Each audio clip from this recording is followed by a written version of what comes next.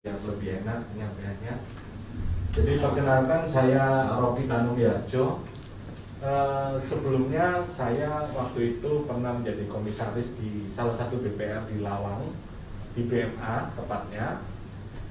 Mulai 2014, lalu BMA melakukan merger dengan BSA yang ada di Wlingi. Dari situ saya pribadi bersama rekan saya Pak Erik mempunyai passion sebenarnya dimulai tahun 2017. Kami waktu itu berpikir BPR dijalankan secara konvensional. Waktu itu sudah mulai ada P2P lending tapi tidak terlalu banyak waktu itu.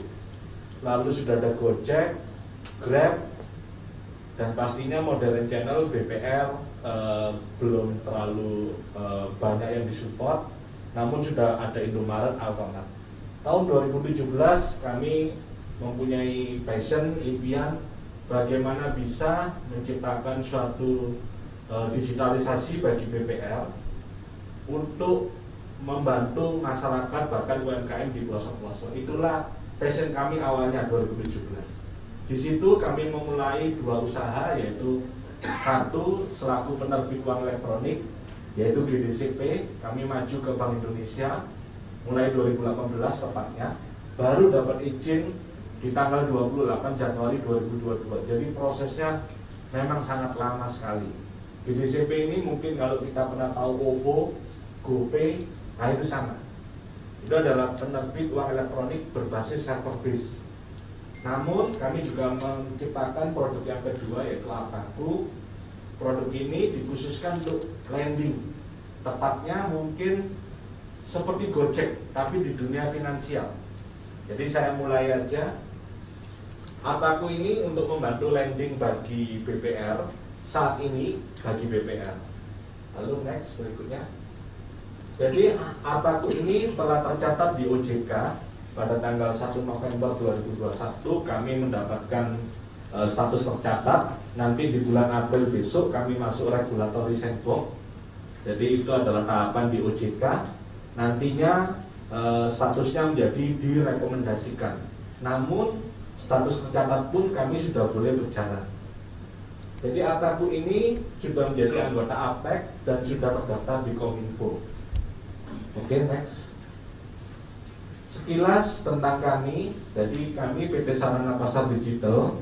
Jadi konsep kami adalah bagaimana membantu lembaga jasa keuangan bank ataupun non-bank yang memberikan layanan mikro, kredit mikro seperti BPR, pegadaian swasta, LKM, multi finance yang saat ini sudah banyak di luar, dana cepat itu, dan kami akan menggandeng bank umum. Nah, pergeseran masyarakat hari ini, terutama milenial atau Gen Z sekarang ini sudah menginginkan produk digital.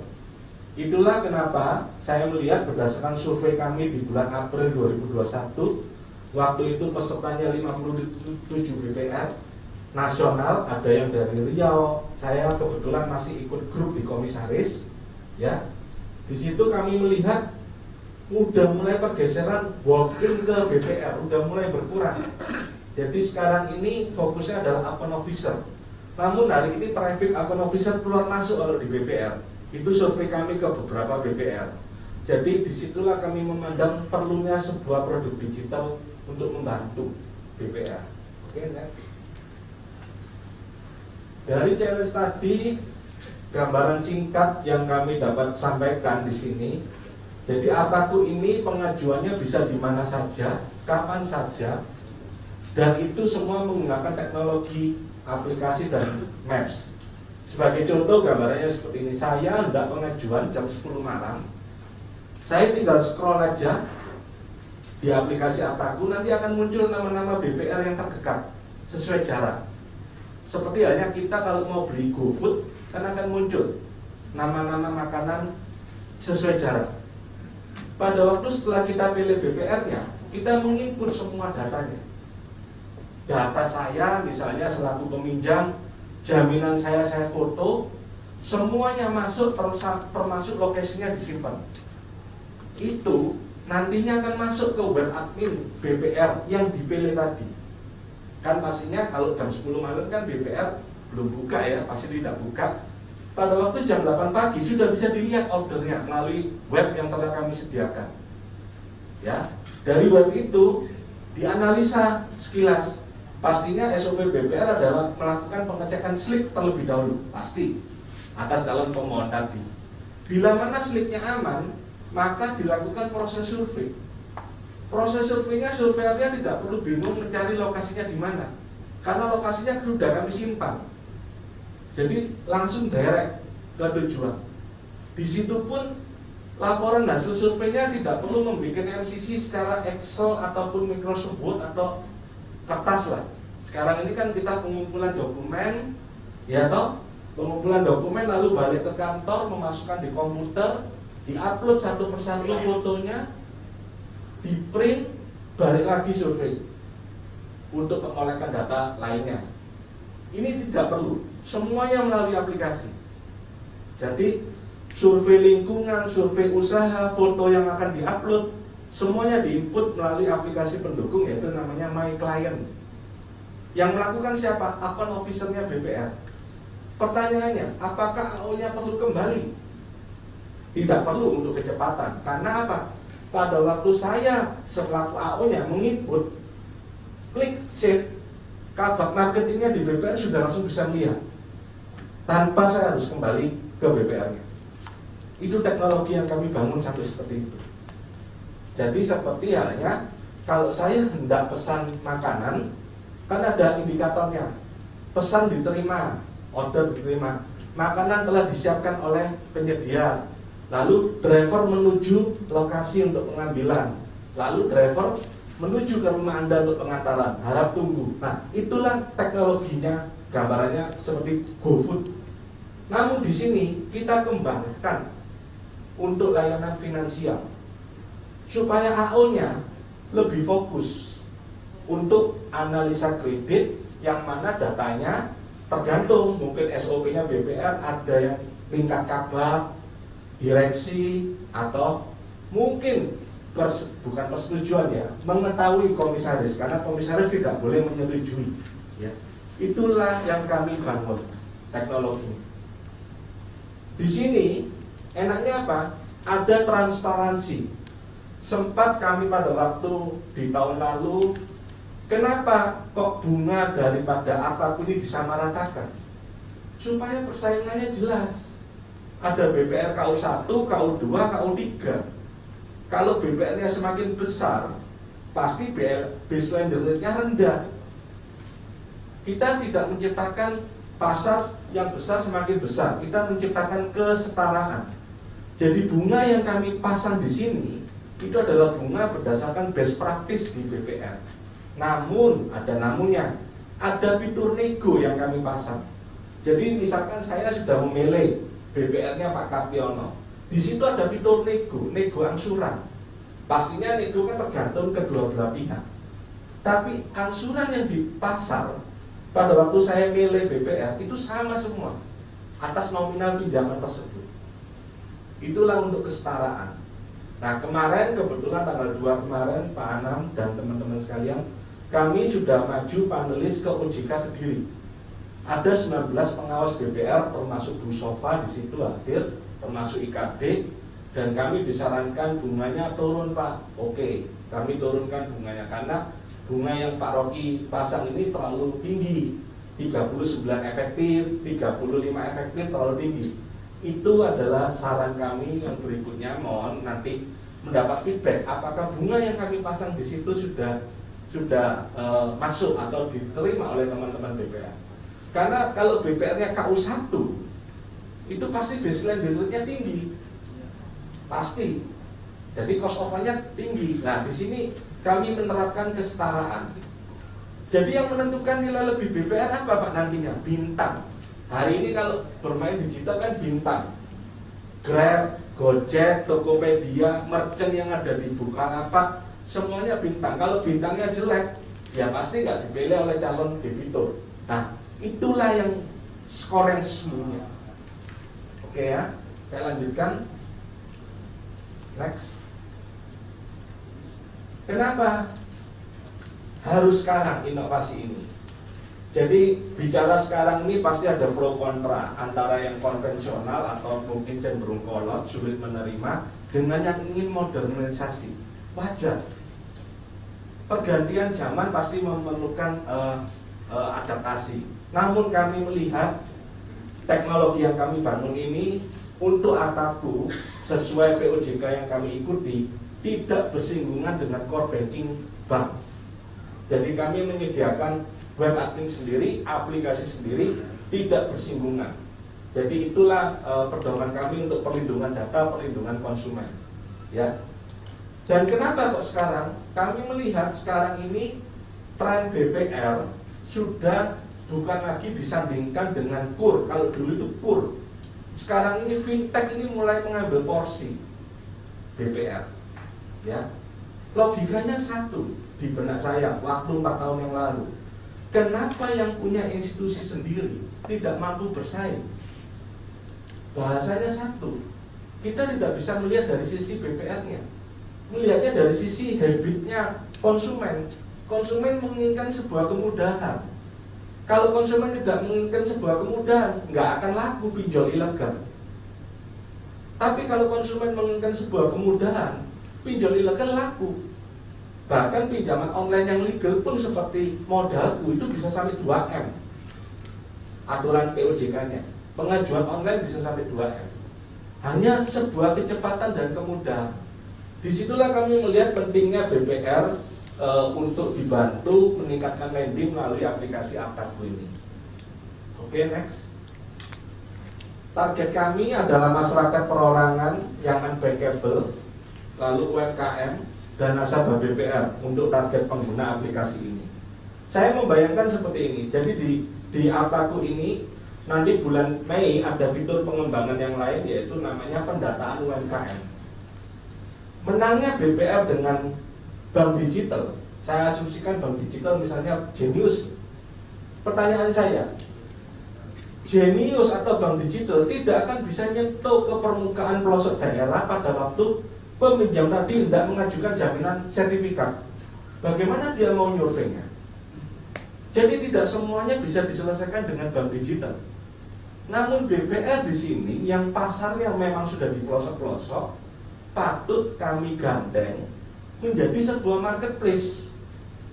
Marketplace ini yang menyediakan layanan, yaitu salah satunya adalah jaminan BPKB, jaminan sertifikat. Bahkan kami akan menciptakan pasar, yaitu apa? Kredit di tingkat sekolahan, pay letter SPP.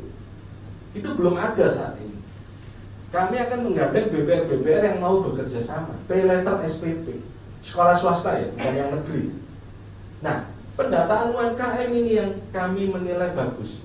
Coba kita sama-sama membayangkan, kalau seluruh pelaku UMKM di sekitar ini kita data, dan mereka melalui aplikasi bisa pinjam 1 klik aja pengajuan pinjaman, yang langsung direct ke BPR yang mendata, mereka apakah dimudahkan dengan pengajuan pinjaman tadi? Pastinya dimudahkan. Itulah nilai-nilai kecil yang kadang tidak dilihat orang. Kami tidak akan besar tanpa bantuan BPR. Jadi BPR-BPR yang kami gandeng akan melakukan pendataan UMKM bersama user-user yang mendownload aplikasi. Karena apa? Karena pada waktu user yang mendata itu mereka dapat referral dari kami. Itu gambarannya.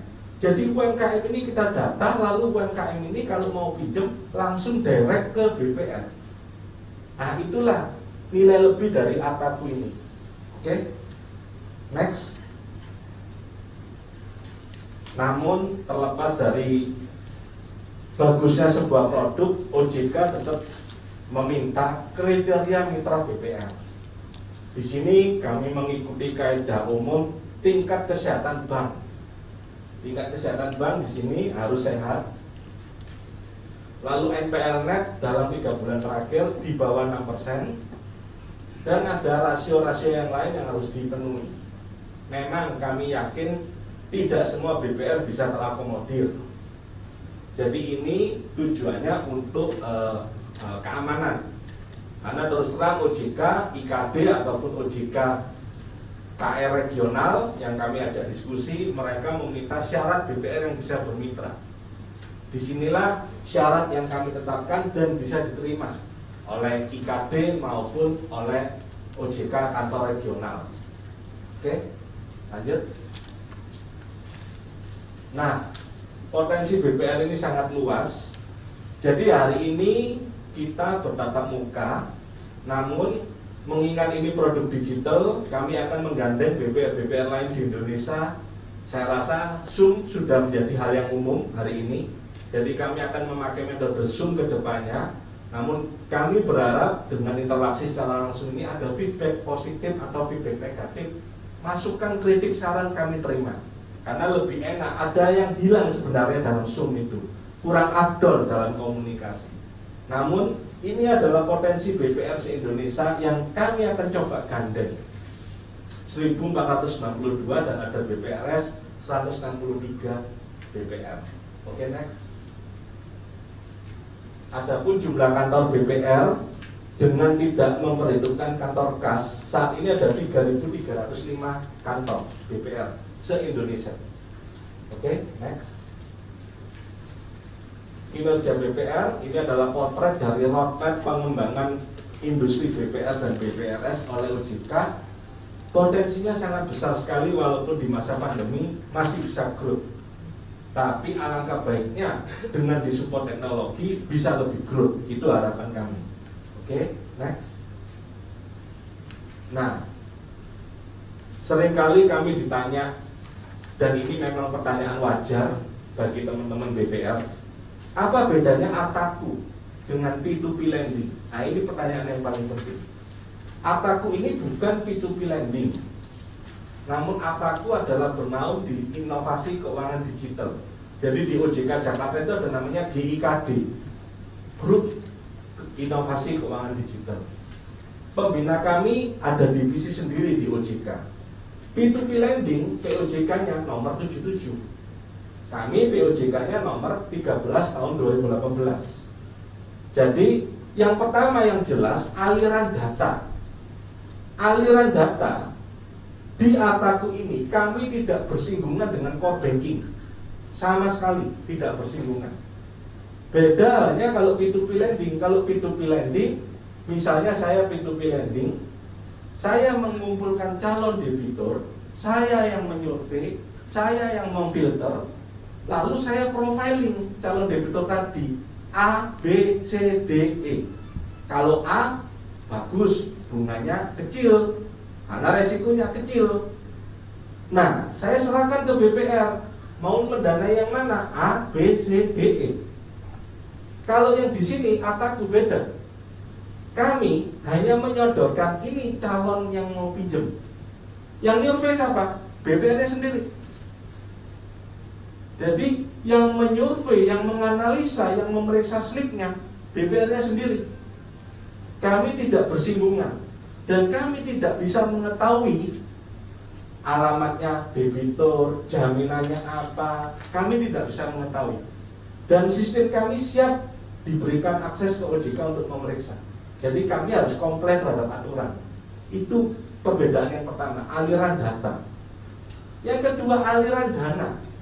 Kalau P2P lending, BPR-nya harus top up dulu ke escrow account namanya. Lalu dari situ disalurkan dananya melalui P2P lending ke nomor VA. Nomor VA-nya ini langsung ke rekeningnya calon peminjam. Namun kan cukup banyak di luar yang tidak punya rekening bank. Itu nggak bisa terakomodir oleh P2P lending. Mereka harus buka rekening bank dulu. Karena P2P lending penyaluran uangnya harus ke rekening bank. Nah, beda dengan ini. BPR dengan Artaku tidak perlu top up ke kami dulu dalam rupa escrow account. Karena pencairan pinjaman dilakukan secara langsung oleh BPR ke debitur. Kami tidak masuk di area itu. Sampai sini cukup dipahami ya, aliran data dengan aliran dana ini yang paling beda sekali antara kami dengan P2P lending. Oke? Lalu kalau di P2P lending, satu orang debitur bisa didanai rame-rame. Kalau di sini kami belum bisa melakukan sindikasi, belum bisa didanai oleh 2 BPR. Saat ini belum. Tapi ke depan mungkin bisa. Saat ini belum. Oke, next. Kalau di P2P lending ada ketentuan maksimal 2M. Kalau di sini saya kembalikan kemampuan BPR memberikan pinjaman sesuai BMPK-nya. Jadi tiap BPR BMPK-nya sendiri-sendiri. Itulah yang kami lebih spesifik untuk ke BPR, salah satunya. Oke. Suku bunganya kalau di P2P lending itu ditentukan oleh P2P lending. Kalau ini ditentukan oleh kami berdasarkan best practice di BPR. Jadi kalau P2P lending itu bunganya murah. Ada yang bunganya tinggi kalau kategorinya E. Tapi siapa yang mau menyerap kategori debitur E? Kan resikonya tinggi. Memang bunganya sampai 42% efektif, tapi E kategorinya, tingkat gagal bayarnya bisa tinggi. Tapi kalau yang kategorinya A, kalau di P2P lending itu bunganya berkisar 15% efektif. Nah, di kami bunganya kami tentukan berdasarkan best practice-nya di BPR itu. Perjanjian hutang, kalau di P2P lending perjanjiannya digital, memakai tanda tangan digital, disupport oleh Privy ID atau disupport oleh DigiSign atau Peruri. 3 itu yang mempunyai izin digital, tanda tangan elektronik. Di kami berkas kreditnya masih dari BPR sendiri, tanda tangannya basah. Jadi mereka yang belum melek soal email, belum melek soal teknologi yang complicated ya, harus download aplikasi Privy ID dan lain sebagainya, itu kami bisa akomodir melalui Artaku karena ini tanda tangannya masih tanda tangan basah. Oke. Ketentuan mengenai denda. Kalau di P2P lending yang mengatur dendanya adalah P2P lending. Kalau di sini yang mengatur dendanya adalah BPR-nya masing-masing. Jadi kami tidak masuk di area itu mengenai dendanya. Lalu asuransi kredit kalau di P2P lending ada, di sini kami kembalikan ke BPR. Kalau BPR-nya ada Askrindo, silakan di-cover oleh Askrindo misalkan. Nah, ini yang penting yang terakhir. Ini yang paling krusial mengenai monitoring penyelesaian kredit.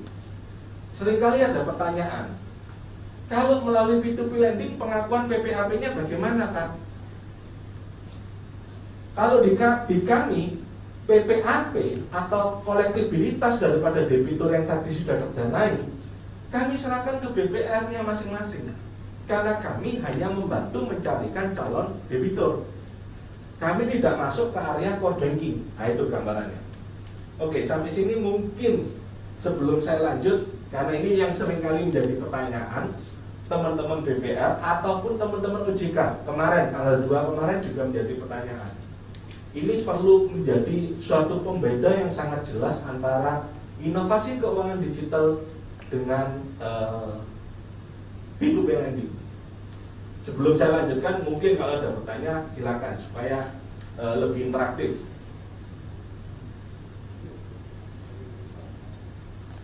Iya, ada grup. Kalau ada pertanyaan, silakan. Karena ini seringkali yang menjadi pertanyaan. Ya, silakan, Pak.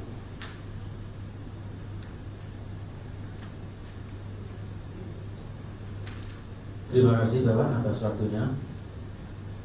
Kami perwakilan dari BPR Kertata Mandiri, Bapaknya, menanggapi monitoring dan penyelesaian kredit bermasalah.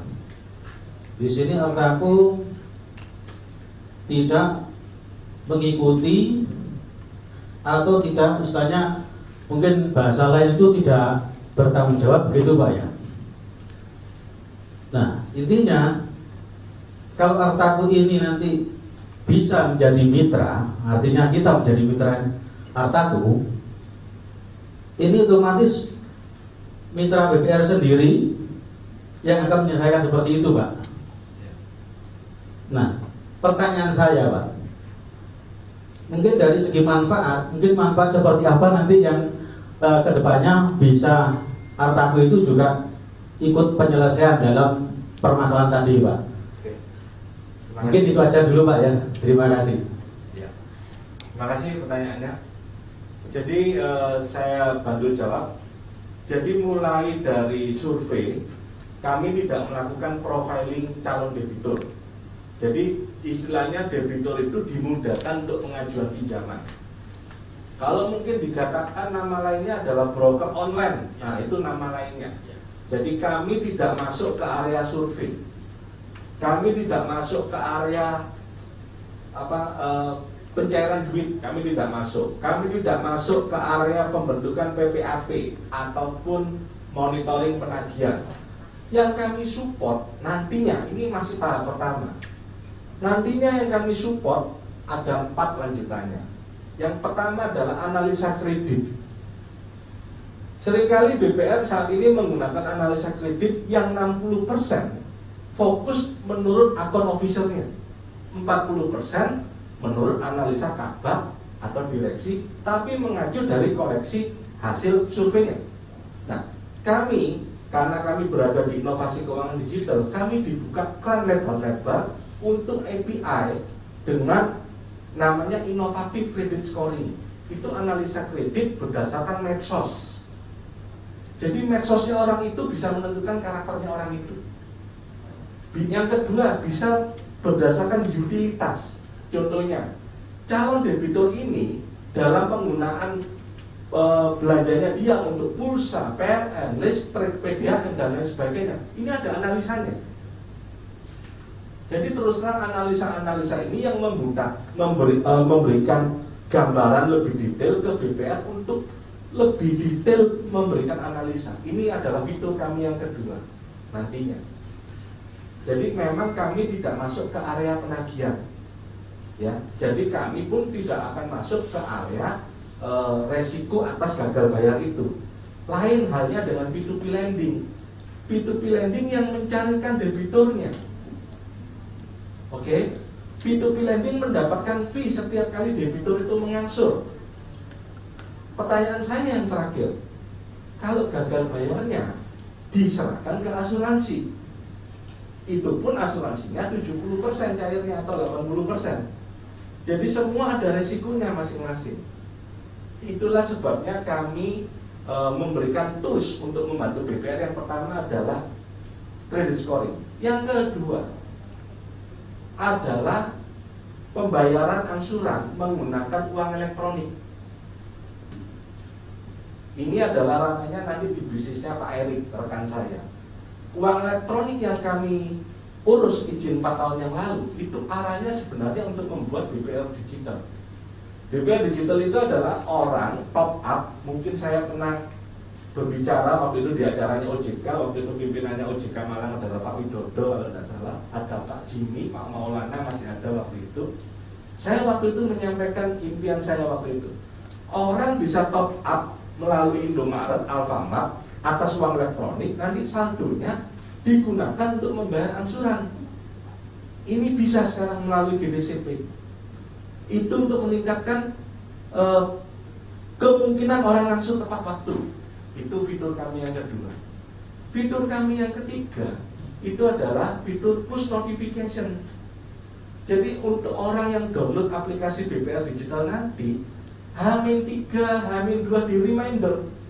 Itu sifatnya gratis remindernya. Kalau kita pernah tahu kita punya cicilan di BCA kan di reminder by SMS. Itu remindernya kami berikan di aplikasi BPR Digital nanti. Fitur yang keempat itu adalah bagi orang yang masih belum melek soal teknologi terlalu kompleks, itu adalah namanya request ambil angsuran. Request ambil angsuran ini seperti halnya saya Gojek ambil barang untuk gosen. Kan harus menentukan titiknya, harus menentukan lokasinya, jamnya berapa. Sehingga akun officer yang baru pun yang tidak tahu alamatnya orang itu bisa terbantu. Jadi kami memang memberikan fitur-fitur untuk memudahkan BPR. Tapi karena sepenuhnya yang melakukan profiling atau analisa kredit itu adalah di BPR, maka resiko sepenuhnya ditanggung oleh BPR. Itulah pembeda kami dengan P2P lending. Mungkin bisa terjawab. Ya, terima kasih. Ya. Oke, mungkin ada pertanyaan yang lain? Ya, silakan.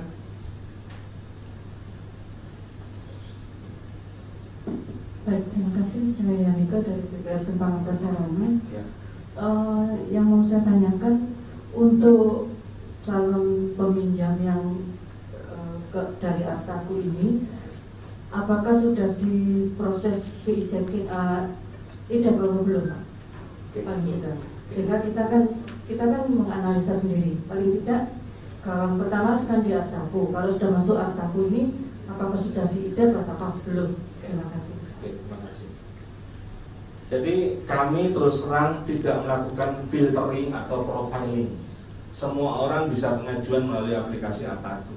Bahkan saya ekstrimkan logika saya, bisa aja orang iseng bisa aja ngasih fotonya monyet misalkan, kan nyoba pakai aplikasi. Itu BPR ada fitur nanti tolak aja langsung kalau udah iseng. Tapi kalau datanya udah komplit, yang memproses pemeriksaan dislip adalah BPR-nya sendiri. Karena IKD tidak bisa terintegrasi dengan slip. Namun ada namunnya, nanti bila mana GDCP ini sudah terintegrasi dengan Dukcapil, karena sudah bisa harusnya, karena kami kan baru dapat izin, KYC-nya kami bisa bantu, KYC. Tapi bukan orang ini jelek atau tidak, KYC. KYC itu hanya untuk menentukan ini orang adalah orang, bukan ini orang adalah robot. Itu KYC-nya. Jadi ini yang dapat kami bantu nantinya. Oke. Oke. Ya. Saya tanya, Pak. Ya. Boleh ya, Pak? Ya? Ya. Stop. Ya, silakan. Saya dulu. Pak, ini begini, apa namanya? Artaku ini nanti kalau misalnya kami mengadopsi ya Pak ya, misalnya kerjasama itu nanti platformnya ini di apa Pak? Maksudnya disampaikan secara bebas di di medsos atau bagaimana, atau memang seperti apa? Itu pertanyaan saya yang pertama. Yang kedua, database sudah disediakan dengan Bapak ya? Maksudnya Artaku ini sudah punya database berkaitan dengan misalnya BPR kami yang berdekatan, misalnya UMKM dan semuanya di situ, atau memang kami harus cari sendiri nasabah, atau kami sampaikan ke internet atau apa platform ini sehingga orang lewat dan melihat bahwa ada platform Artaku, kan seperti itu. Kan kita juga harapannya sih kita dibantu di situnya. Kalau misalnya ada database yang bisa nasabah-nasabah yang Bapak sediakan sehingga mereka bisa melihat platform ini di medsos gitu, seperti itu. Ya, baik Pak. Saya jawab satu persatu dulu ya, izin Pak. Jadi yang pertama, namanya aja aplikasi, pastinya nanti di awal kami siap launching sebentar lagi, makanya kami sosialisasi ke BPR. Pastinya akan kami tempatkan di Google Play Store. Kami perlu waktu kurang lebih 6 bulan untuk membuat di iPhone, di Apple Store. Jadi itu untuk terkait data. Fitur Artaku saat ini hanya simulasi pinjaman dana, dan status pengajuan saat ini. Tapi ke depan nanti ada pendataan UMKM dan lain-lain. Oke. Next. Produk dan fitur. Jadi selain aplikasi Artaku, kami juga memberikan support 3 produk digital yang lain, yaitu aplikasi My Client, ini untuk AO BPR di lapangan. Yang kedua adalah web admin BPR. Yang ketiga adalah web admin kami internal. Oke. Next. Develop roadmap. Jadi dari sini kita dapat lihat Maret ini adalah schedule-nya launching untuk aplikasi Artaku. Lalu bulan depan kami masuk regulatory sandbox, dan di sini kami punya target untuk pengembangan yang lain, misalnya apakah dimungkinkan penyaluran kredit ke debitur tadi menggunakan namanya payment gateway. Nah itu payment gateway ini wilayahnya Pak Erik selaku penerbit uang elektronik. Jadi penerbit uang elektronik ini kegiatannya ada 5. Sekarang namanya bukan penerbit uang elektronik, PJP kategori izin 1. Dari modalnya 3M dinaikkan menjadi 15M. Nah, Pak Erik dan saya juga owner di penerbit uang elektronik GDCP ini. Ada 5 nantinya. Saat ini hanya penerbit uang elektronik. Ke depan ada namanya payment gateway, dompet digital seperti Dana, acquire. Acquire ini mendapatkan merchant-merchant, kalau kita tahu QRIS itu. Yang keempat, remitansi. Nah, 5 ini sudah menjadi kegiatan usaha GDCP. Nah, GDCP akan mensupport Artaku untuk membantu BPR pencairan pinjaman, tapi PKS-nya dengan BPR langsung, bukan dengan Artaku GDCP. Oke ya, sampai saat ini. Saya lanjutkan, pembayaran angsuran bisa menggunakan saldo uang elektronik. Ini sangat memudahkan dibanding AO mungkin pakai uang atau kolektor pakai uang tagihan maksudnya. Nah, ini sudah diminimalisasi. Walaupun saat ini ada namanya IDC itu juga nyewa juga alatnya. Ya. Ini gambaran roadmap kami untuk development. Next. Nah, Artaku ini dibangun, kalau bahasa satu kalimatnya itu penyedia layanan finansial tanpa memiliki bank. Seperti halnya Gojek, yaitu perusahaan transportasi tanpa memiliki kendaraan. Itu gambarannya. Seperti Tokopedia, seperti Instagram, penyedia foto sharing tanpa perlu membuat foto. Itu gambaran satu kalimatnya Artaku, yaitu penyedia layanan finansial tanpa memiliki bank. Itulah passion kami untuk memberikan layanan finansial ke masyarakat dalam berupa produk digital. Oke, next. Model bisnis kami seperti yang saya sampaikan tadi. Jadi kami fokusnya adalah membantu meningkatkan lending BPR. Ada target pengguna kami, ada solusi, ada metode pemasukan, yaitu murni dari fee dari BPR, dan ada metode pengeluaran. Ya, oke, next. Inilah yang jawaban dari Pak Suwandi tadi.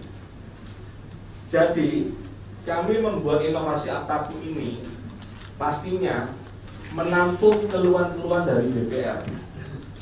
BPR saat ini kendalanya ada 3. Yang pertama adalah SDM.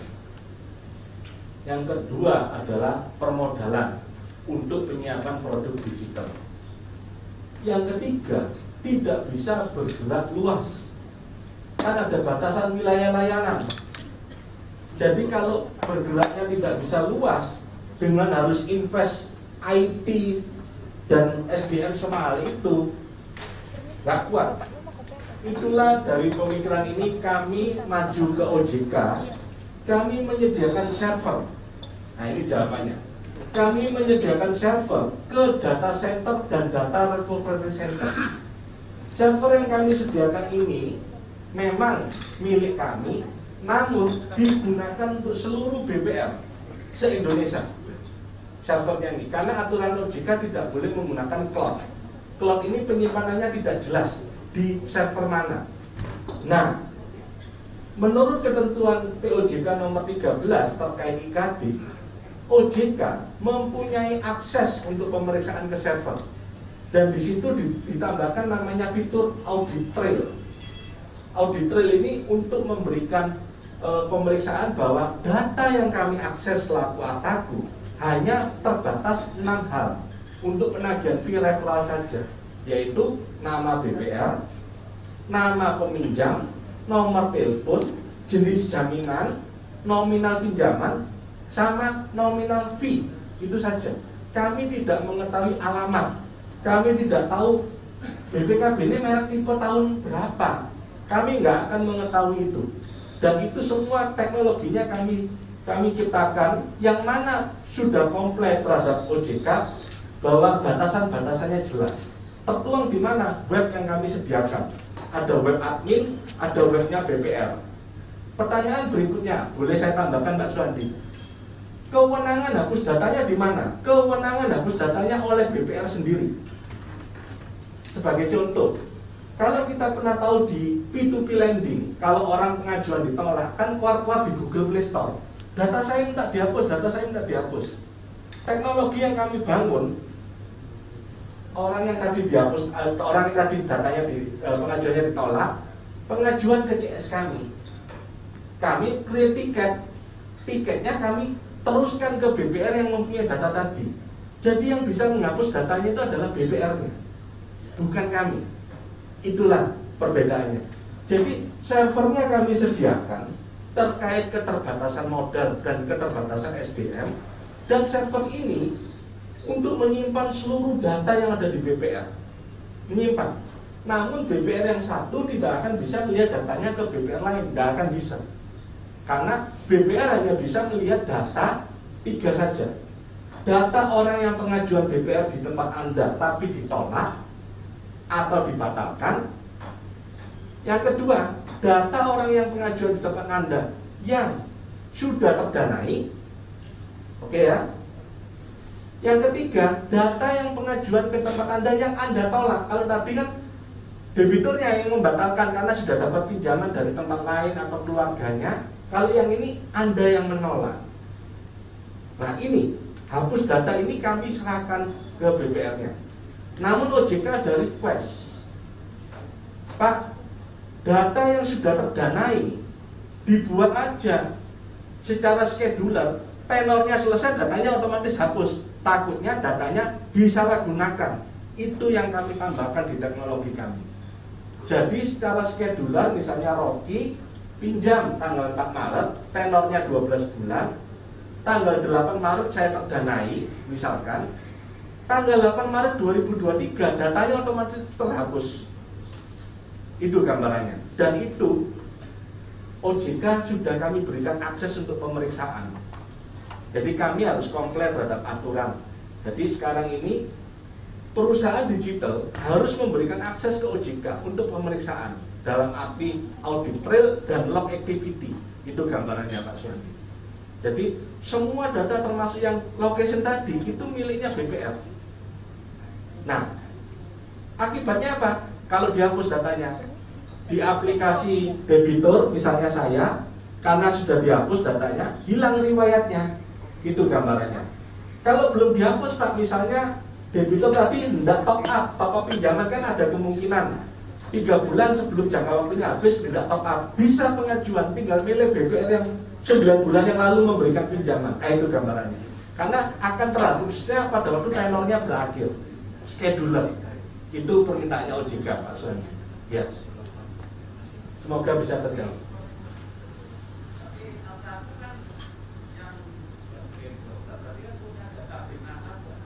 Ya. Jadi server. Ya. Datanya memang disimpan di server yang kami sediakan. Tapi web admin kami, web admin yang dimiliki Artaku tidak bisa mengakses data itu. Jadi kami hanya nyimpen nama, nomor telepon di awal. Karena kami kan tidak tahu apa-apa. Pada waktu pinjamannya terdanai ada 4 informasi lain. Nama BPR, jenis jaminan, nominal pinjaman, sama nominal fee. Itu saja yang kami ketahui. Untuk apa? Untuk nagih fee ke BPR. Dan web admin kami ini sudah comply dengan OJK. Jadi aturan di IKD itu tidak boleh mengetahui data peminjam dan tidak boleh connect ke core banking BPR. Nah itu Pak Suwandi. Jadi web admin kami ini sudah apa ya? Comply terhadap aturan OJK bahwa kami terbatas untuk yang diakses. Mengapa? Misalnya ada misalnya debitur komplain, kok lama ya proses surveinya? Kami nggak bisa menjawab. Tiketnya kami bentuk, tiket pengaduannya, lalu kami teruskan ke BPR-nya yang menjawab. Nah itulah sebagai bukti kami tidak menyimpan datanya. Kami tidak mengakses datanya. Kalau disimpan di server yang kami sediakan. Mengingat ya itu tadi karena keterbatasan BPR untuk penyediaan server dan lain sebagainya. Gitu. Jadi server yang kami sediakan ini berlaku untuk seluruh mitra BPR. Itu gambarannya. Semoga bisa terjawab. Ya? Ya, boleh Pak Suwandi. Dipertimbangkan untuk NPL lagi. NPL. Karena kondisi pandemi. Iya. Rata-rata kami juga kan 2 digit NPL-nya. Iya. Saya sendiri juga 2 digit. Iya. Kalau seperti itu tidak bisa kerjasama kita. Terkait hal itu, saya ini kan diminta mundur dari komisaris juga dalam waktu dekat ini. BPR saya juga sama Pak Suwandi, 2 digit juga. Ya, ya, Ya, siap Pak Suhandi. Ya, terima kasih, terima kasih. Jadi saya ini masalahnya ada pengawas OJK yang spesifik ke BPR, mengerti bahwa NPL-nya 10 atau 11 selama PPAP-nya 100% itu sehat sebenarnya. Namun ada pengawas OJK yang tidak mengerti BPR. Nah, itu problemnya. Jadi kami harus melalui itu. Perlu waktu. Ya, monggo.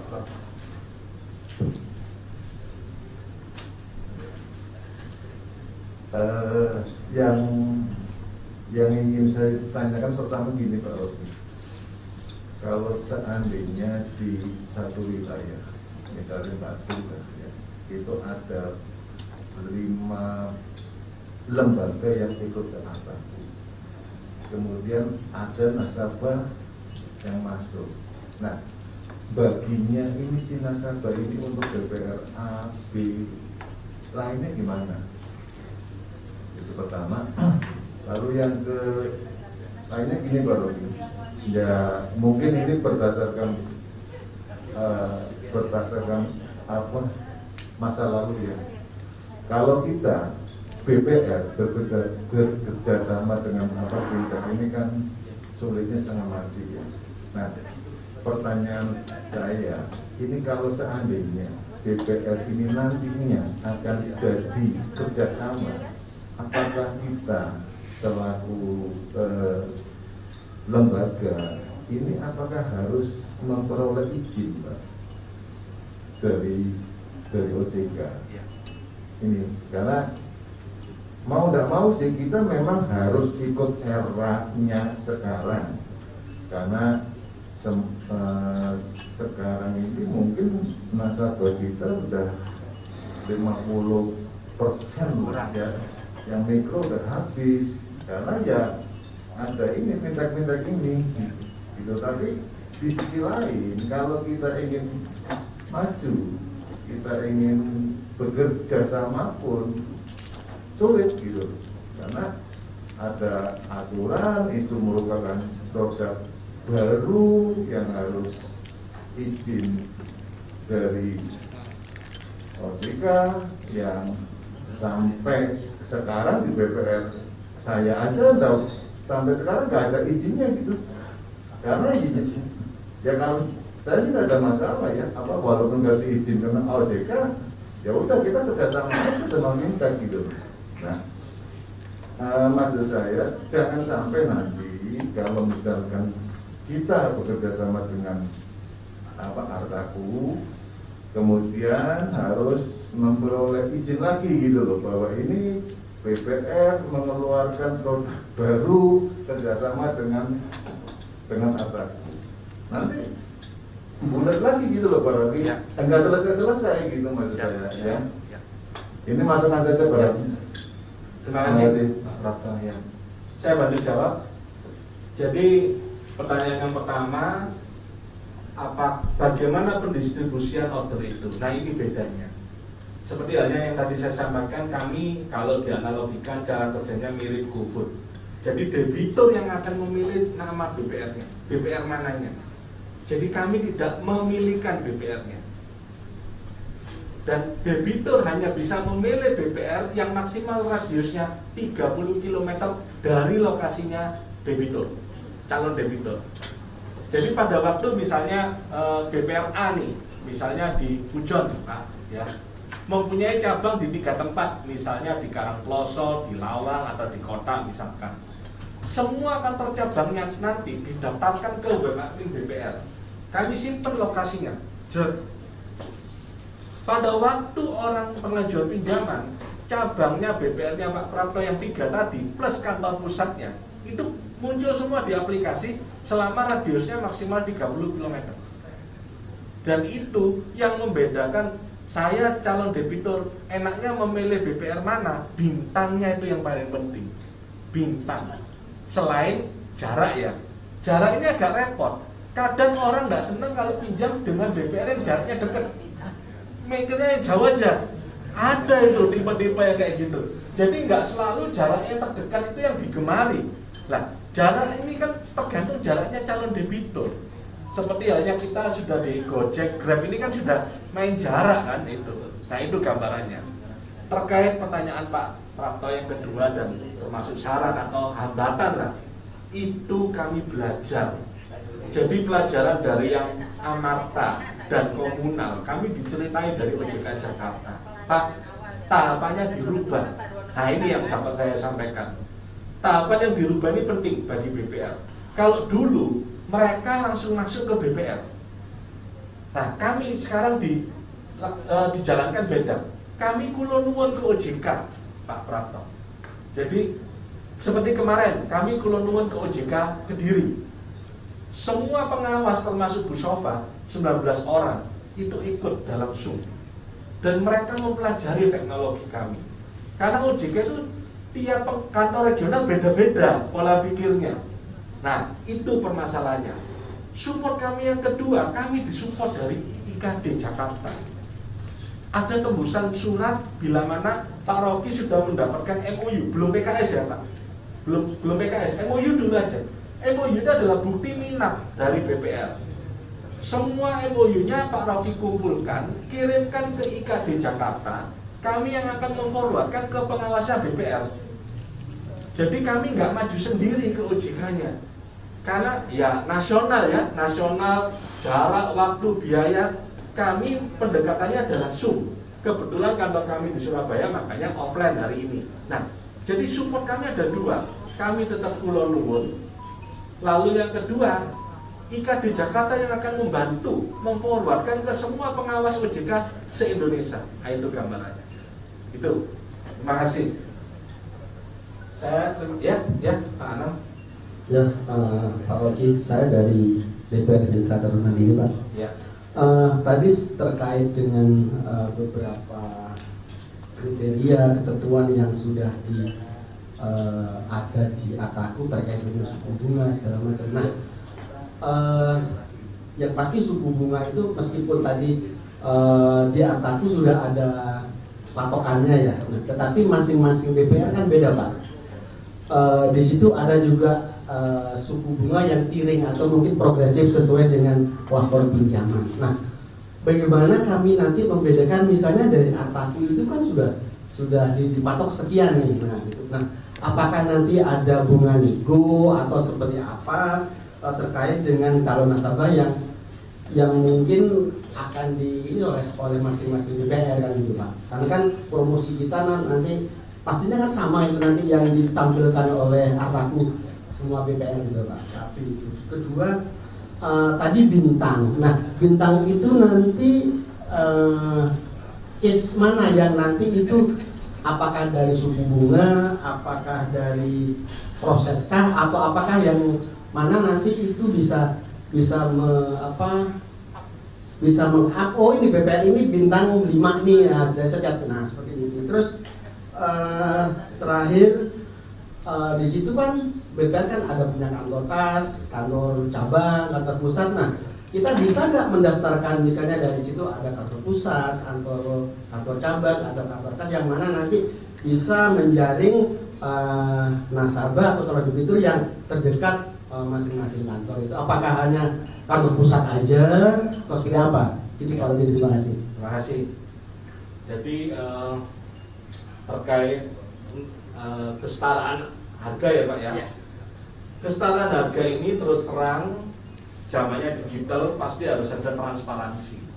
Seperti halnya kalau di Gojek 3.800 per kilometer tarifnya misalnya kalau GoRide dan lain sebagainya. Pastinya BPR punya base lending rate sendiri-sendiri. Yang pasti batas atas angsuran atau bunga yang kami terapkan itu mengikuti best practice-nya BPR. Pastinya. Namun ada fitur nego, Pak Anam. Jadi nggak perlu khawatir. Negonya ini kan kemampuannya BPR kan sendiri-sendiri. Nah, di aplikasi kami satu debitur untuk satu jaminan yang sama boleh pengajuan ke 3 BPR langsung. Jadi pastinya kalau negonya nggak tembus kan 2 BPR gugur kan, 1 yang tembus misalkan. Nah itulah fitur negonya kami serahkan ke BPR. Jadi itu direct langsung ke BPR. Misalkan Saya calon debitur, saya nego melalui aplikasi Artaku sekian, misalnya angsurannya 900.000, saya nego 870.000, nanti masuk ke BPR-nya Pak Anam 870.000. Pak Anam tinggal mau turun berapa? 892 misalnya, ya toh? Ya udah, masuk ke saya 892, kan awalnya 900.000. Yang cocok lanjut, nggak cocok batal. Itulah hukum pasar. Tapi untuk kesetaraan kan, kenapa kita harus set bunga rendah?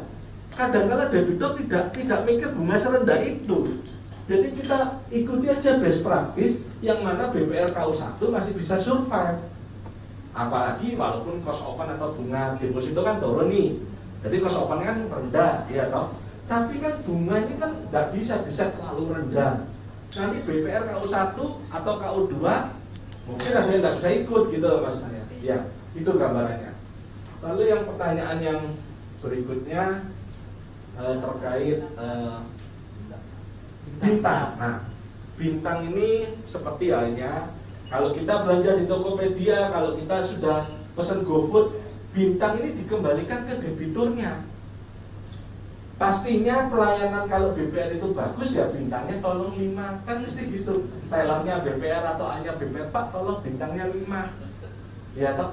Dulu awal-awal Gojek drivernya yang minta tolong Pak, tolong bintangnya 5. Sekarang sudah usum bintang 5 gitu loh. Kecuali pelayanannya jelek bintangnya 1. Nah, jadi bintang ini sepenuhnya bukan kami yang set, bukan karena bunga, bukan karena apa, tapi murni dari pengalaman BPR Anda melayani orang itu. Iya, murni pelayanan. Jadi bukan karena bunganya. Ya, oke ya. Kira-kira cukup terjawab ya. Ya. Pak Novi, kalau untuk tampilan di platformnya nih nanti ya. Ya.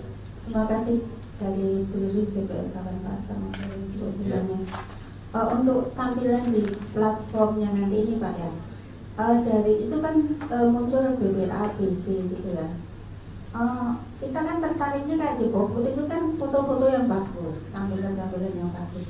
Nah nanti kalau yang di jenengan ini yang di Artaku nanti itu yang tampil fotonya kantornya apa sih yang membuat si calon customer itu tertarik untuk aku tampilin kiawis meskipun jaraknya rada atau tapi aku kok esrak segitu gini gitu. Terima kasih. Yang pasti ini kita bukan jualan makanan, jadi yang pasti kalau ini jualan kepercayaan, foto yang dipasang di aplikasi kami adalah foto kantor BPR tampak depan. Wajib orang ingin tahu kantornya di mana. Jadi setidaknya kan kita tidak memberikan alamatnya. Ya namanya digital kan tidak perlu tahu alamatnya, betul ya? Kalau tahu alamatnya kami nggak dapat fee nantinya, kan langsung direct aja langsung ke BPR-nya, iya. Jadi foto yang dipasang adalah foto BPR-nya. Kalau terkait tadi pertanyaannya Pak Anand tadi ada satu yang terlewat saya jawab. Yang mendaftarkan kantor-kantornya ini siapa? Itu kami serahkan ke BPR-nya, ya. Mungkin kantor kas ini agak abu-abu ini, boleh melayani atau tidak, iya kan, abu-abu. Tapi kan kalau nampung link kan boleh, selama pengambilan keputusannya bukan di situ. Daripada kantor kasnya nggak tayang kan kehilangan momen, nggak dapat order. Nah itu. Jadi walaupun alamatnya kantor kasnya saya pasang, saya daftarkan di web admin BPR, tapi fotonya saya pakai foto kantor pusat, saya kembalikan. Yang pasti kan bukan pakai foto kantor tetangga. Nah itu ya nggak boleh itu. Kan ini kepercayaan kan. Nah itu. Jadi kami kembalikan untuk pendaftaran lokasinya itu. Jadi fotonya foto kantor BPR. Jadi itulah kepercayaan kami jual. Ya. Terima kasih. Oke, kalau belum ada pertanyaan saya izin lanjut dulu ya. Oke. Oh ada. Ya. Baik, terima kasih. Saya Anton dari Putra Arta Dewata. Ya. Mohon izin bertanya. Sejak Artaku tercatat di OJK 1 November 2021, apakah sudah ada BPR yang sudah bermitra sampai saat ini? Ya. Yang pertama, terus yang kedua, untuk platform sendiri apakah sudah tersedia di Play Store? Ya. Terima kasih. Ya. Jadi kami launchingnya adalah bulan Maret ini, dan kami baru menyelesaikan revisi atas permintaannya OJK waktu kami panelis di bulan Oktober kemarin. Ada cukup banyak revisi. Selama 4 bulan ini kami develop untuk menyelesaikan revisi-revisi. Jadi tahapan yang kami lakukan adalah kami akan sosialisasi dulu ke OJK, ke DPR, nampung MOU-nya. Oke, nampung MOU, kami sampaikan ke OJK, Pulau Nuwun, sudah PKS, baru BPR-nya mendaftarkan lokasinya, baru kami tayangkan live. Kalau ditayangkan live sekarang, nggak ada yang melayani. Nah itu, tahapannya adalah itu dulu. Kapan kami tayangkan live? Selama 1 bulan ini adalah kami pendataan BPR. Kami harap MOU-nya jalan, minat, kami proses ke OJK secepatnya, PKS daftarkan di web admin, langsung live. Gitu. Bahkan kami memang tidak menunggu.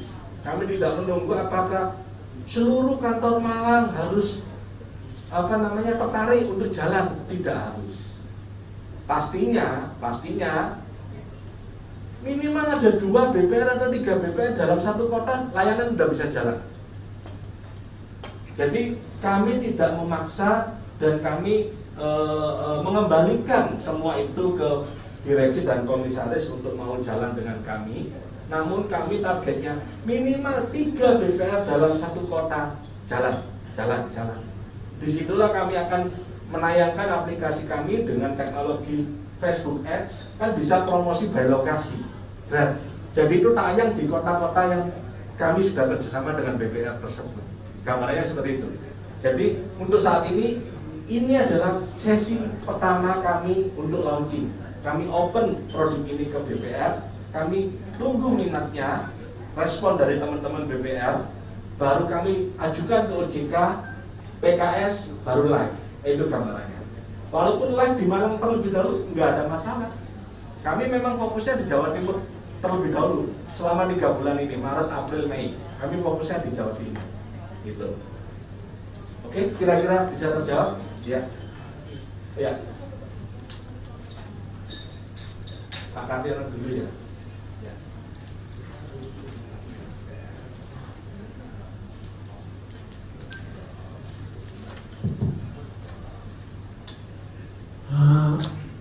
Untuk kebijakan nih Pak Robi, ini teman-teman barangkali nanti akan menghitung sendiri ya.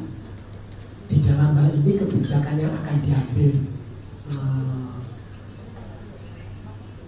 Pak Robi di dalam bermitra ini, itu apakah tetap mengacu kepada ketentuan itu, apakah mungkin mempunyai pemikiran oke deh, tahap pertama ini bolehlah yang NPL-nya sekian miliar saya ambil 2-3, tapi setelah itu nanti yang lainnya, karena terus terang aja teman-teman ini konflik ya.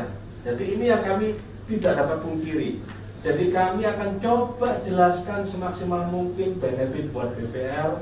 Kami kembalikan BPR-nya berminat atau tidak. Yang pasti tidak ada biaya untuk kerjasama. Hanya biayanya itu adalah fee saja saat pinjaman terdanai. Jadi tidak ada biaya integrasi, tidak ada biaya bulanan, tidak ada biaya tahunan. Jadi inilah tahap kami adalah BPR se-Indonesia. Tahun depan kami menargetkan adalah semua pergadaian yang saat ini belum ada di Indonesia itu adalah gadai COD. Gadai elektronik, gadai HP, gadai laptop, COD itu tidak pernah ada. Tapi adanya GoSend, kan nggak masuk akal. Kenapa kita nggak berpikir gadai COD, ambil lokasi HP, laptop di lokasi orangnya langsung, uangnya kita berikan langsung. Itulah pengembangan kami, yaitu menggandeng pergadaian.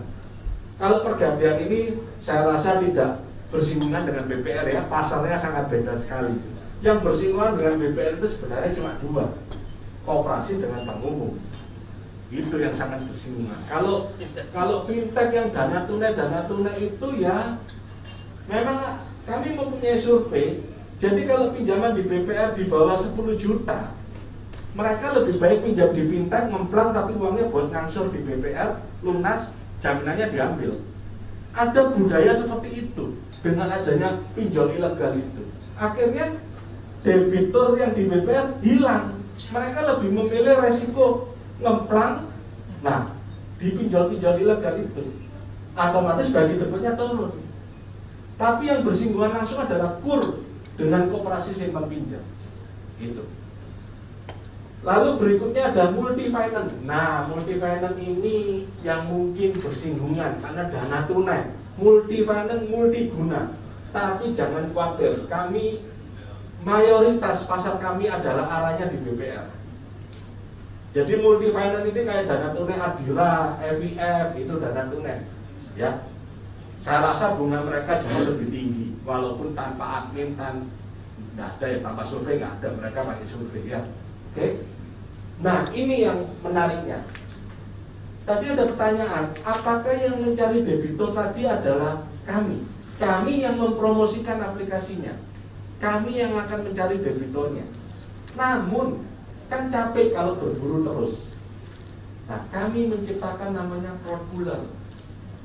Kami akan membentuk atau bekerja sama dengan OLX. Lalu host to host secara API, mereka yang mau beli kendaraan sepeda motor, mobil, atau mempunyai kendaraan sepeda motor atau mobil, menunggu laku, nggak laku-laku tapi bodoh dana segera, itulah segmennya BPR. Mengisi masa jeda itu. Misalnya pinjam 3 bulan, kan boleh saja di BPR pinjam sambil mobilnya laku. Atau orang yang mau beli mobil itu kurang duit, ya memang ini batasnya tipis, pembiayaan atau dana tunai memang batasnya tipis, tapi saya rasa kita semua bisa mengatur hal itulah. Ya, itulah yang kami ciptakan namanya Propuller. Jadi orang yang mau beli kendaraan secara kredit bisa didanai oleh BPR. Orang yang mau menjual propertinya atau mau membeli rumah bekas, rumah second, ya, bukan rumah baru, tapi kurang duit, tapi orang itu nggak mau model KPR, maunya model yang lain. Nah, itulah bisa disupport oleh BPR. Itulah roadmap kami ke depan. Kalau yang 2025 adalah investasi dan asuransi. Itu jualan kami finansial tapi bukan lending. Oke, saya lanjutkan next. Ini SLA kami. SLA ini by kolateral, tapi tidak menutup. Kalau BPR kan 5C, berarti karakter, ya toh. Terus kapasitas, kolateral, ya. Itu semua tetap dinilai. Ini hanya pedoman saja. Karena saya berpikir seperti ini. Pengajuannya online. Pembuatan MCC-nya tidak perlu dibuat melalui Excel atau Microsoft Word. Kunjungannya langsung ke lokasi tanpa bingung cari lokasinya, surveinya. Itu semua memotong mata rantai proses analisa kredit. AO-nya harus kembali, baru komite dengan kabak dan direksi. Ini konvensionalnya. Ini AO tidak perlu kembali. AO-nya tinggal survei ke lokasi ini, survei ke lokasi ini, survei ke lokasi ini. Analisanya langsung ke kabak marketing dan direksi. Dengan kita memotong mata rantai ini, harusnya SLA-nya lebih cepat. Karena sebenarnya survei kami, mengapa Bapak pinjam ke online? Lebih mudah, lebih cepat jawabannya. Bukan lebih murah, bukan lebih murah. Tapi coba bayangkan BPR yang institusi lembaga keuangan yang bisa memberikan bunga murah, tapi cepatnya kita ganti dengan teknologi, yang mana SLA-nya juga diikuti. Itu pinjaman ke BPR bisa hitungan jam kalau menurut analisa ini. Misalnya saya pengajuannya jam 10 malam, jam 8 pagi saya diproses, review dokumen 1 jam oleh kabak marketing, termasuk ngecek slip tembus atau tidak slipnya. Bila slipnya tembus alias aman, langsung survei ke rumahnya orangnya tanpa bingung nyari. Itu kami tulis 2 jam. Laporan surveinya melalui aplikasi My Client. Tidak perlu menunggu balik AO-nya, kabak marketingnya bisa langsung review. Diberilah keputusan ACC, muncul push notification ke pengguna. pinjaman Anda telah di ACC, silakan datang ke kantor BPR untuk penyerahan jaminan. Datanglah orang itu ke kantor BPR, dibuatkanlah perjanjian kredit, mau pakai Excel, mau pakai program, saya kembalikan ke BPR, di print, lalu diupload di aplikasi web admin. Bukti transfernya juga diupload, statusnya di aplikasi berubah, pinjaman terdanai. Nah, dari gambaran saya tadi, apakah 5 jam itu cukup? Cukup. Sangat cepat sekali prosesnya. Dibanding AO-nya bolak-balik. Pertanyaan saya yang kedua, fraud.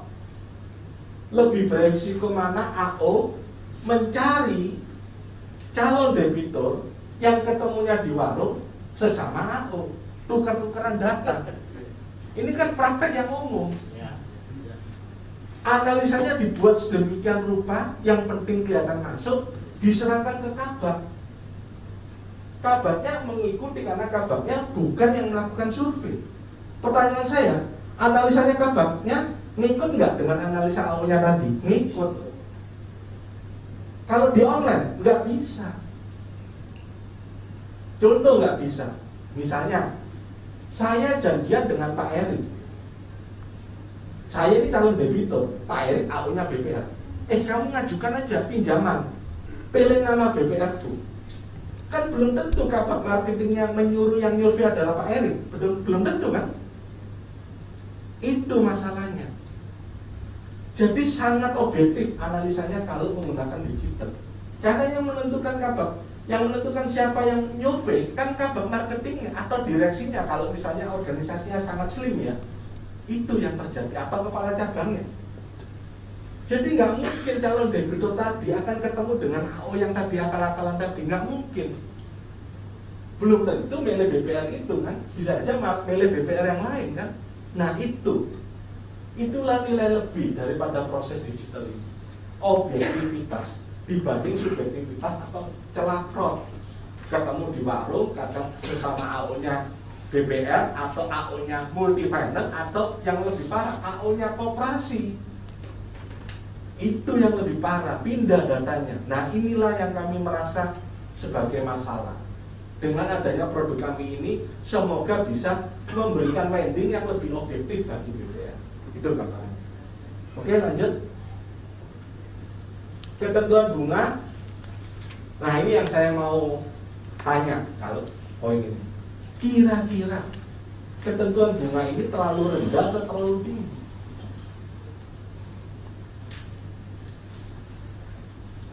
Karena di logika kami, semakin tinggi pinjaman, semakin murah bunganya. Semakin panjang tenornya, semakin rendah bunganya. Karena benefit yang diterima BPR kan semakin panjang kreditnya. Nah itu bunganya semakin rendah. Nah itu juga ada. Jadi kalau jaminannya sudah dinyatakan valid SHM, juga harus diupload bukti kevalitan yang dari notaris. Disimpan semua. Nah, setelah itu ditransfer. Ada 2 macam pencairan pinjaman. Buka rekening di BPR lalu tarik tunai, atau ditransfer pinjamannya. Betul? Kan seperti itu prakteknya. Dokumennya harus diupload supaya statusnya close, pinjaman terdanai. Nah itulah gambaran aplikasi Artaku. Ya, jadi di sini pertanyaan yang final tadi, Pak, berarti kalau sudah selesai semua terdanai, untuk masuk ke core banking BPR bagaimana caranya? Caranya di-download semua PDF-nya sebagai lampiran perjanjian utang yang tadi ditandatangani kan. Di-download semua, jadi permohonan pinjaman, laporan hasil survei, komitenya itu semua di-download, semua ada, di print, dimasukkan sebagai map. Kalau di BPR kan ada map ya, map kredit, itu sebagai dokumennya.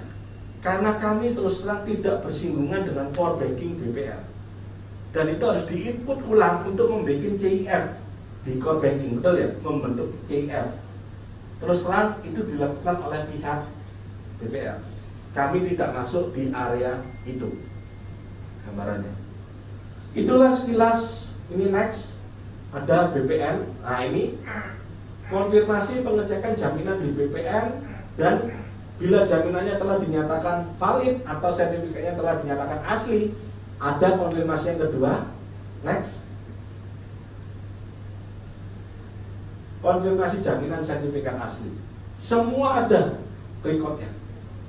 Dan itu semua ada di statusnya aplikasi Artaku yang dipegang oleh user. Jadi user itu tidak perlu kebingungan, kok lama sih prosesnya. Dia bisa tahu. Melalui aplikasi Artaku bisa tahu prosesnya dari mana. Jadi aplikasi Artaku ini khusus melayani pinjaman dengan jaminan. Kami beda dengan P2P lending yang tidak memakai jaminan. Semua punya pasar sendiri-sendiri. Semua punya kelebihan dan kekurangan sendiri-sendiri. Jadi kami fokus ke jaminan. Itu gambarannya. Ya. Oke. Sekian presentasi dari saya. Next. Ini konfirmasi pinjaman terdanai untuk ngupload yang tadi, bukti pencairan pinjaman, ya. Oke. Ya.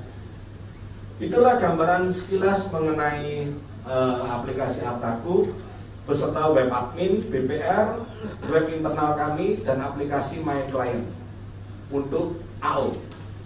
Mungkin ada pertanyaan lain terkait hal ini. Oke. Ya, ya.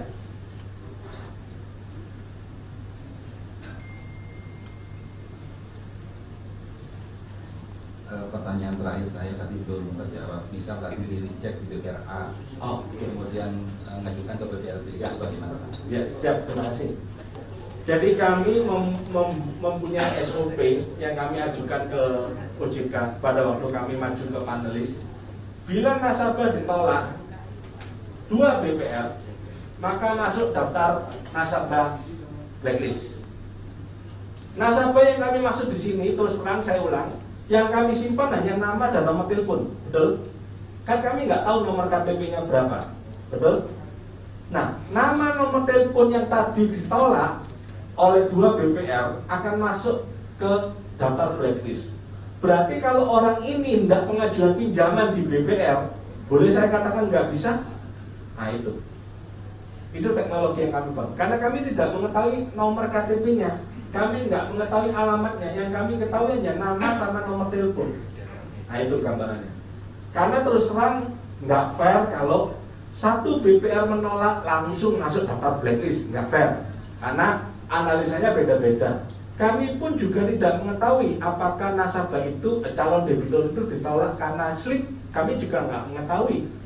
Karena laporan hasil penolakannya kan ada di web admin BPR. Ya, itu gambarannya.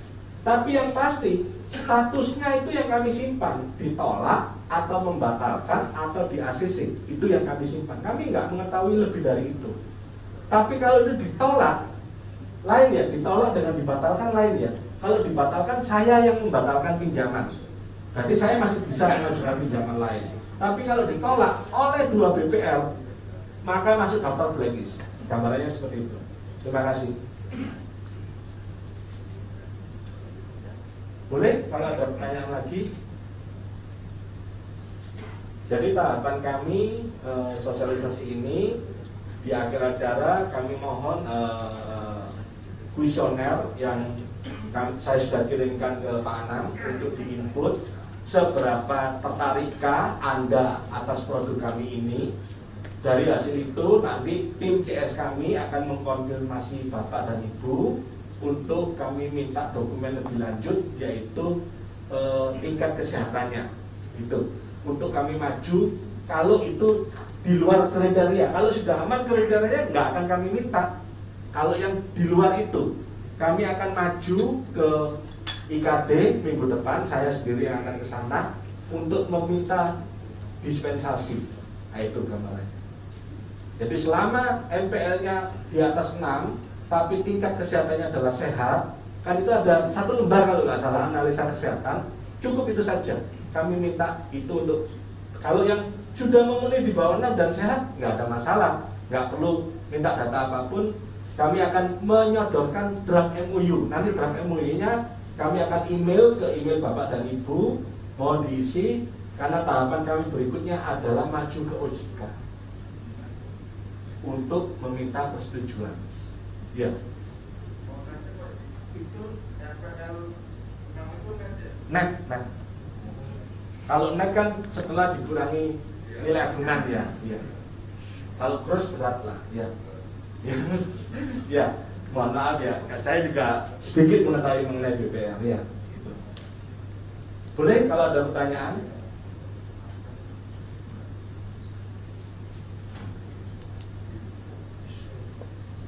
Jadi kami berharap Malang Raya atau mungkin ada yang Pasuruan mungkin bisa berkenan untuk MOU dengan kami supaya kami cepat live, dan kami meminta Anda untuk mengisi dokumen di web admin yang kami berikan. Setelah kami registrasi dokumen Anda terlebih dahulu, baru kami live. Live-nya kami spesifik ke kota Anda. Dalam promosi kan bisa diatur ya, Facebook Ads ya, by lokasi ya. Pemikiran kami adalah mengkombinasi dua teknologi itu. Kenapa Google yang mendata lokasi-lokasi usaha atau lokasi rumah dan lain sebagainya, kami fokus ke lokasi UMKM. Pendataan UMKM ini kami meminta bantuan dari seluruh rekan-rekan BPR, termasuk dari user kami, user yang download aplikasi tadi. Karena pada waktu UMKM tadi pengajuan ke BPR yang melakukan pendataan itu komisinya 50%. Jadi bukan 1% atau 1,1, 50% dari ketentuan. Dan kalau UMKM didata oleh BPR tersebut, maka tidak ada pilihan BPR yang ada di aplikasi. Paham ya? Itu kalau dia logingnya melalui UMKM-ku. Jadi di dalam, tadi kan ada 3 fitur yang saat ini. Nanti ada fitur yang keempat, namanya UMKM-ku. Di dalam UMKM-ku tadi, seorang UMKM itu bisa login. Pada waktu dia login menggunakan nomor KTP-nya dia, maka semua usaha yang didata muncul semua UMKM tadi. Pada waktu dia pengajuan melalui fitur itu, bunganya khusus, tidak seperti yang tadi. Bunganya khusus. Tetapi bunganya khusus ini direct ke BPR yang mendata. Jadi dia tidak ada pilihan BPR lain, nggak ada. Tapi bunganya khusus. Berarti pertanyaan saya, semakin banyak karyawan BPR mendata UMKM, semakin punya peluang nggak untuk jualan lebih banyak? Pastinya. Dan UMKM misalnya Pak Erik sudah didata oleh BPR Pak Kartiono, tidak bisa lagi didata oleh BPR-nya Pak Prapto. Nah, tidak bisa. Karena satu BPR yang bisa mendata. Kalau UMKM tadi hendak pinjam di luar yang tidak menurut UMKM-ku ya, itu bunganya normal. Ya kalau UMKM ya saya pasti milihnya bunga khusus. Betul enggak? Kalau bunga khusus berarti pendapatan buat BPR kan lebih sedikit karena bunganya lebih rendah. Otomatis komisinya untuk kami separuhnya 50%. Nah itu gambarannya. Jadi coba kita bayangkan fitur UMKM-ku ini fitur yang dahsyat. Perpaduan Yellow Pages Google. Nah, kalau seluruh UMKM wilayah Malang didata dan mereka punya akses direct ke BPR, pertanyaannya, masa BPR tidak bisa meningkatkan landing bagi mereka? Kami ATAP itu yang ngitik-ngitik itu ada promo nih, khusus UMKM, bunganya sekian. Berarti yang bisa mengajukan bunga sekian kan UMKM. Harus login dulu kan sebagai UMKM. Atau mungkin kami ada promo, dapatkan saldo GoPay cuma-cuma 100.000, cukup pengajuan minimal 5 juta. Kan orang tergoda. Lah itulah kami yang bakar duitnya.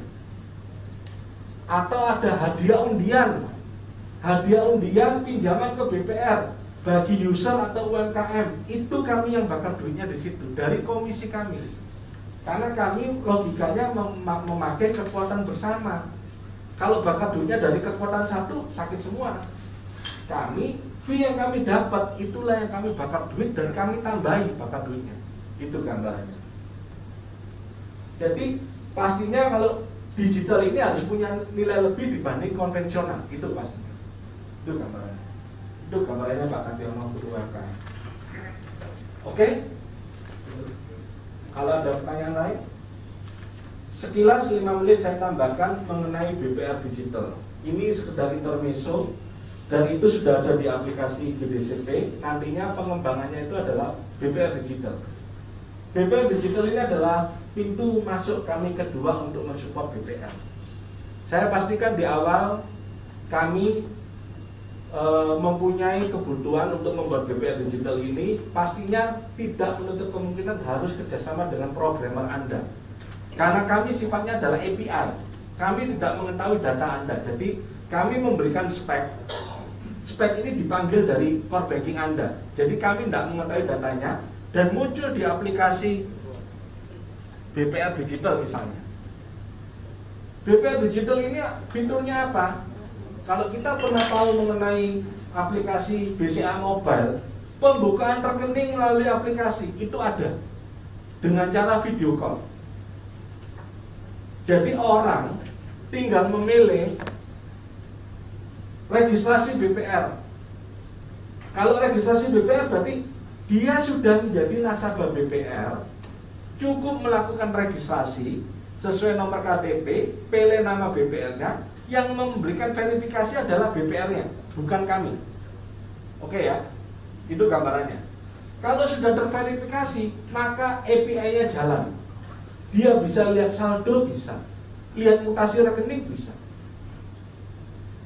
saldo pinjaman, bisa melakukan top up pinjaman, bisa melakukan request pelunasan, bisa bahkan request penganggaran.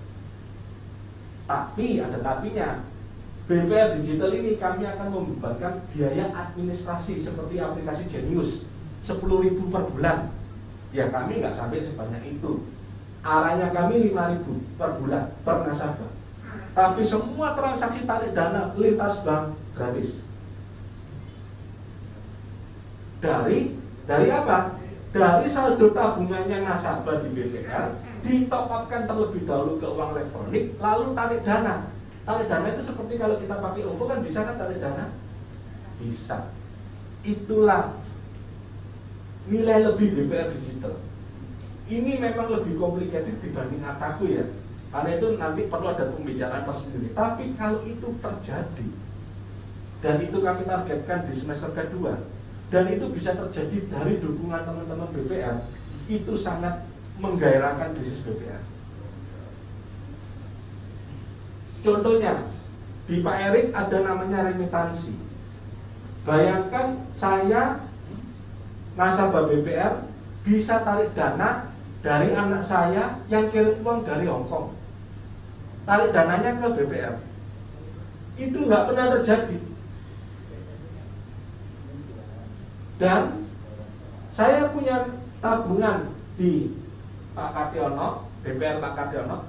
Saya jalan-jalan ke Jogja. BPR nggak punya ATM. Karena ada QRIS, bisa tarik tunai ke BPR terdekat. Itu bisa terjadi. Kan ada teknologi QRIS. Memang inovasi ini tidak ada. Dan dengan kami memiliki izin penerbit uang elektronik, itu sangat dimungkinkan terjadi. Jadi BPR tidak perlu bingung karena tidak punya mesin ATM. Mesin ATM Anda adalah seluruh kantor BPR yang ada di Indonesia. Itulah mesin ATM Anda. Itu perlu dibentuk satu, yaitu agregator BPR. Jadi BPR Digital itu fungsinya kami adalah sebagai agregator, mengakomodir semua order-order BPR termasuk kantor kas dalam satu aplikasi, bisa top up, bisa tarik tunai. Itu gambarannya. Pastinya kalau bisa top up ke uang elektronik kan bisa buat bayar angsuran pastinya. Kalau bisa buat bayar angsuran, pertanyaan berikutnya, bisa nggak buat beli PLN, token, beli pulsa? Ya pasti bisa. Nah, kredit yang tadi saya sampaikan adalah marketplace otomotif atau marketplace properti, itu di Artaku. Kalau di BPR Digital lain, kami akan membantu mencari crowd puller di sekolah, supaya mereka orang tua bisa punya tabungan anaknya di BPR. Jadi nabungnya melalui uang elektronik. Kalau nabungnya melalui uang elektronik dan mereka menjadi nasabah BPR, pertanyaan saya, bisa nggak ada SPP pay letter? Terus sekarang belanja pay letter aja ada, di OVO ada. Pay letter di Gojek itu nggak murah. 500.000, adminnya 25.000, 5%. Kami nggak tahu apakah OJK membolehkan BPR untuk pay letter. Kan tanpa jaminan itu pay letter. Tapi kalau pay letternya di orang umum kan bahaya, betul nggak? Kalau pay letternya di institusi sekolah kan jelas. Nah itu. Memang ini areanya abu-abu dan ini adalah inovasi. Kami akan berjuang untuk mewujudkan itu. Tapi tidak menutup kemungkinan kami nggak akan bisa berhasil tanpa dukungan BPR. Di awal pintu masuk kami adalah ini, Artaku. Berikutnya adalah GDCP. Baru yang ketiga adalah BPR digital. Itulah yang kami sampaikan. Mungkin ada pertanyaan? Kalau tidak ada, saya kembalikan acaranya ke Pak Anam, ya. Oke, terima kasih atas waktunya.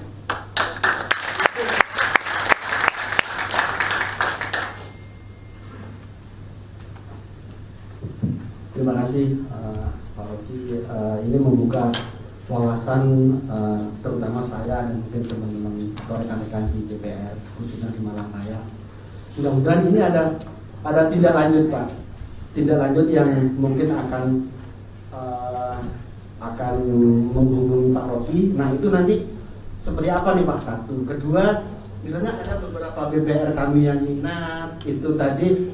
Gimana ininya? Apakah sudah mulai bisa jalan? Satu, terus yang terakhir Pak, yang disampaikan Pak Kartiono tadi, mudah-mudahan dengan persyaratan NPL itu bisa tidak di bawah 6% Pak. Jadi saya berharap karena teman-teman juga, mungkin saya juga itu NPL-nya ya terus kondisi seperti ini tuh naik. Jadi berharap persyaratan itu bisa lunak gitu Pak. Mungkin itu dari kami. Terima kasih Pak.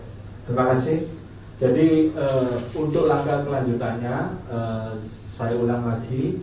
Jadi saya tadi memberikan link ke Pak Anam, mohon dibagikan ke grupnya direksi, ke grupnya komisaris mungkin. Nanti mohon partisipasinya dari teman-teman BPR mengisi penilaian daripada link itu, dan kalau memang tertarik, tolong beri ke saya poin yang 4, sangat tertarik. Anda